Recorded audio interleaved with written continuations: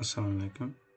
Ushbu videoda sizlar ketma-ketlikda biz Java dasturlash tilini o'rganamiz. Java tili va platformalari. Java yoki Java Programming Language yuqori darajali dasturlash tili hisoblanadi. U oddiy, obyektga yo'naltirilgan, ko'p oqimli, ya'ni bir nechta oqimlar bilan ishlash xususiyatiga ega, dinamik, ahdga bog'liq emas, ya'ni bir nechta ahd tillarda ishlash qobiliyatiga ega, prototip, yuqori samaradorlikka ega, ishonchli va xavfsiz tillardan biri hisoblanadi. Java platformalari. Java platformasi bu Java ilovalari ishlaydigan dasturiy muhit.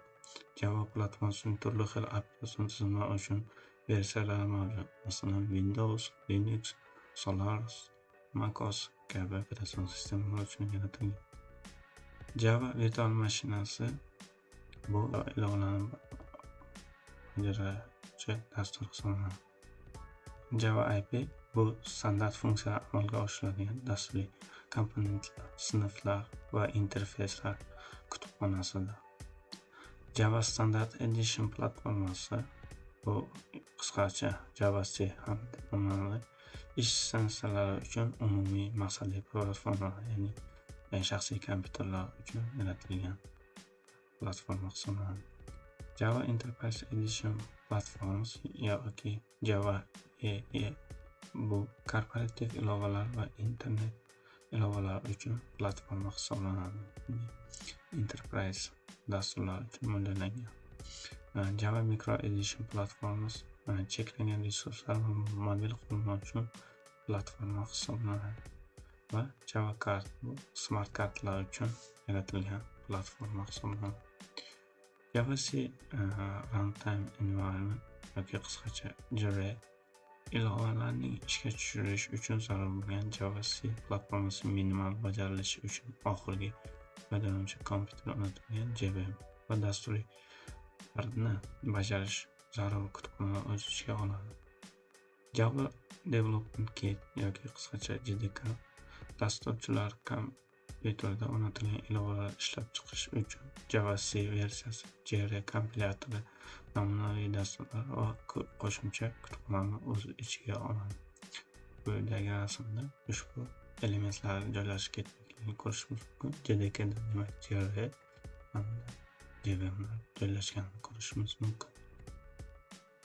Java tili tarixiga nazar soladigan bo'lsak, James Gosling, Mike Sheridan, Patrick Naughton 1991-yil iyun oyida Java tili loyihasini boshladi. Java dastlab interaktiv televideniye uchun mo'ljallangan edi. Lekin o'sha paytlar raqamli kabel televideniyesi sanoati uchun juda taniqli til edi. Bu til dastlab Gosling idorasi oldidagi turgan eman daraxti nomi bilan atalgan. Keyinchalik loyiha Green nomini oladi va oxir-oqibat Java deb o'zgartiriladi. Java Coffee'si Indoneziyadagi kofe turi hisoblanadi.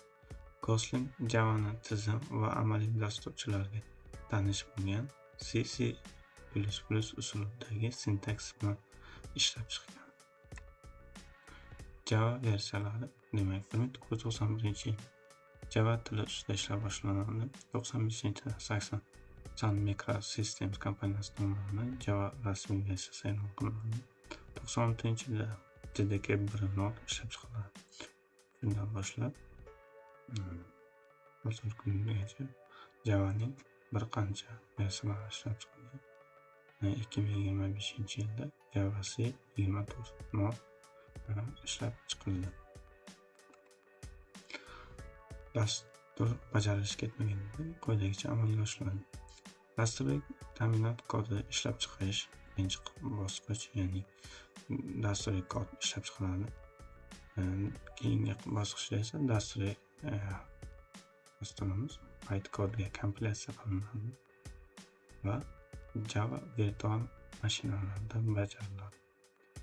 Bytecode bu mashinadan mustaqil past darajadagi Java mashina tili hisoblanadi.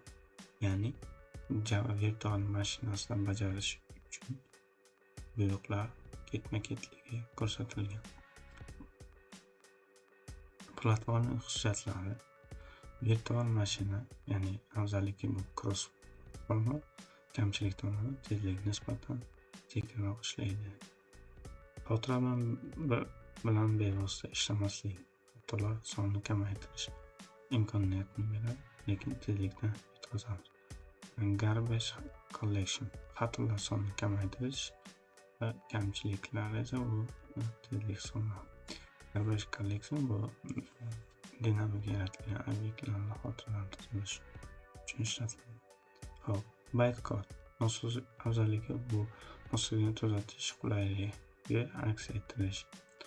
Kamchilik kodni himoya qilish muammosi tezlikni yo'qotish, ya'ni bu yerda ham tezlik. JIT kompilyatr afzalligi bu tezlikni, ya'ni dasturni tez yodlash imkoniyatini beradi. Standart kutubxona bu rivojlanishni tezlashtiradi va kod miqdorini kamaytirish imkonini beradi.